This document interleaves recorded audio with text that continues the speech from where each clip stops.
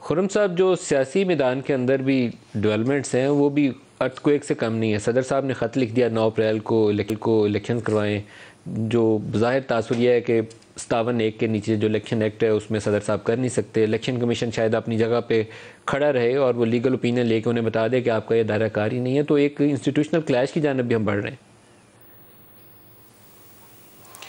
लेकिन मलिक साहब, जो गुफ्तगू हम पहले कर रहे थे उसमें एक बड़ा अहम सवाल है जो आपके नाजरीन के सामने रखना ज़रूरी है।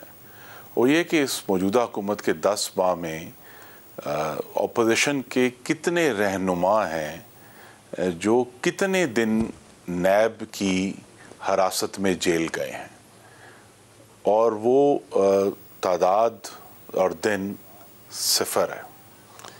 हमारे पास तो ऐसे लोग हैं, हमजा शहबाज जैसे, जो 22-22 महीने जेल में सड़ते रहे, उनको ज़मानत नहीं मिली।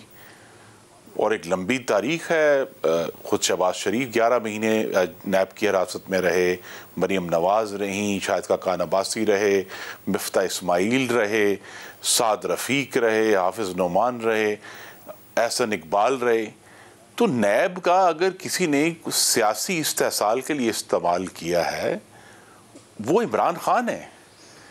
आज के सियासी मकासद के लिए इसमें तो दो राय है ही नहीं है। मैं तो आपसे कह रहा हूँ कि वो गलत काम अगर तब हो रहा था तो आपने उसी के कदमों पे, नक्शे कदम पे चलना है, या आपने कोई बेहतर मिसाल नहीं। देखिए ना, शराब नोशी में और नशे में कह दिया, फवाद को पकड़ लिया, नशे में शराब की बोतल मिल गई है शेख रशीद के पास, तो हमें कोई अच्छी मिसाल बनानी चाहिए कि हमें यही काम सारी उम्र करते रहना, इस मुल्क को आगे नहीं चलने देंगे। मिसाल ये है कि जब भी सियासी रहनुमा तशद्दुद की धमकियां देंगे या बगावत पर उकसाएंगे, जैसा कि साबिक वज़रा ने किया है, तो फिर उन पर कानून का इतलाक होगा। लेकिन मैं फिर ये सवाल रखूंगा कि नैब के कानून के ज़रिए ऑपोजिशन के किसी शख्स को 1 घंटा भी हिरासत में नहीं रखा गया। ये रिकॉर्ड है इस हुकूमत का, जो कि पिछले दौर में अगर आप इकट्ठा करें तो सालों की मुद्दत बनती है। सर ये ज़हन में रखिएगा, आफ्ताब सुल्तान इस्तीफा दे दिया है। नहीं, देखिए उनके दूसरा आ जाए, इंस्टीट्यूशनल क्लैश की तरफ आ जाएंगे। थोड़ा सा मामला आगे चलाना है क्योंकि सुप्रीम कोर्ट के एक जज साहब के ऊपर भी आज बार काउंसिल ने प्रेस कॉन्फ्रेंस भी की है। सदर साहब का खत और इलेक्शन कमीशन, उधर से एक जज साहब सुप्रीम कोर्ट, उनके ऊपर ऑडियो, और पाकिस्तान बार काउंसिल की प्रेस कॉन्फ्रेंस। एक इंस्टीट्यूशनल क्लैश वाली कैफियत है सर, ये कोई अच्छी डेवलपमेंट नहीं है पाकिस्तान जी। देखिए, कॉन्स्टिट्यूशनल क्लैश तो होगा ना जी। ये सदर साहब ने पहली दफा आइन से तजावुज नहीं किया। ये सदर साहब ऐसे हैं जिन्होंने गैर आइनी तौर पे इलेक्शन कमीशन के मेंबरान का तकर्रुर करने की कोशिश की, कोर्ट ने बाहर फेंक दिया।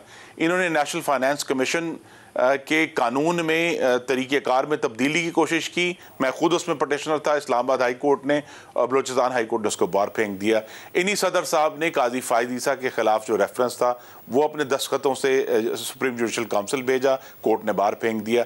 इन्हीं सदर साहब ने जो है वो सेनेट के इलेक्शन में एक रेफरेंस भेजा, कोर्ट ने बाहर फेंक दिया। तो इनकी एक बाकायदा हिस्ट्री है, जो जिसमें सबसे बड़ा जो आई थिंक रिसेंट दौर में हुआ वो 5 अप्रैल 2022 को, जब एक बिल्कुल गलत, और अब इमरान खान खुद एतराफ़ कर चुके हैं कि झूठी बुनियाद के ऊपर गैर आइनी तरीके से, गैर कानूनी तरीके से असेंबली को तहलील किया गया और उस पर सदर साहब के दस्तखत हैं। तो इनका एक रिकॉर्ड है इस किस्म की आइन से तजावुज़ का। ये पहली दफ़ा वाक़या नहीं हुआ। मेरी अभी भी उनसे यही तवक्को है और इस्तदा है कि आइन को एक दफ़ा गौर से पढ़ें। जिस शिक का उन्हें हवाला दिया है वो उनको बाउंड करता है कि वो इलेक्शन कमीशन से प्रॉपरली कंसल्ट करें, उसके बाद कोई अमल करें। लेकिन जब तक कंसल्टेशन नहीं होती, आप ये नहीं कह सकते कि मैंने कोशिश की, मुझे तो मिलने कोई नहीं आया, लिहाजा मैं जो हूँ वो खुद अपना फैसला दायर करके डेट दे दूंगा। तो इनको ये जो आइनी तजावुज़ है, सदर बाउंड है। आइन ये कहता है कि जहां तक आइन उनको बराह रास्त किसी चीज़ की इजाज़त ना दे, वो बाकी तमाम मामलात में वज़ीर आज़म की एडवाइस के पाबंद है। ये बुनियादी बात है। और इलेक्शन एक्ट जो है वो आइन से मावरा नहीं हो सकता। तो उनको सदर साहब का ये अमल जो है वो गैर आइनी है, आइन से तजावुज़ है। और मुझे अभी भी ये तवक्को है कि वो इसको विड्रॉ करके आइन को अपना रास्ता देंगे कि वो अपना जो आइनी इदारे हैं जिनकी ये जिम्मेदारी है वो अमल दरामद करवाएं।